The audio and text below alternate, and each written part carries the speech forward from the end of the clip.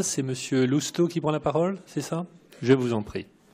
Bien, Monsieur le Vice-président, Messieurs les Vice-présidents, la taxe intérieure de consommation sur les produits énergétiques est, comme vous le savez, une taxe imposée par la très démocratique organisation de l'Union européenne. Bruxelles persiste à montrer sa très mauvaise connaissance du sujet face au lobby des constructeurs français automobiles. Quand bien même l'avantage fiscal accordé au gasoil depuis trop longtemps déjà serait effectivement un atout pour les productions françaises, il représente un manque à gagner considérable pour les finances publiques et aggrave encore un peu plus le déficit de la balance commerciale française, étant donné l'écart entre la production de gasoil issue des raffineries françaises et les volumes consommés annuellement.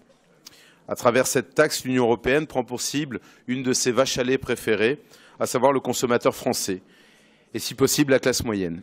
En effet, la nouvelle TICPE, pour sa partie modulable, est fixée au taux maximal autorisé par la loi.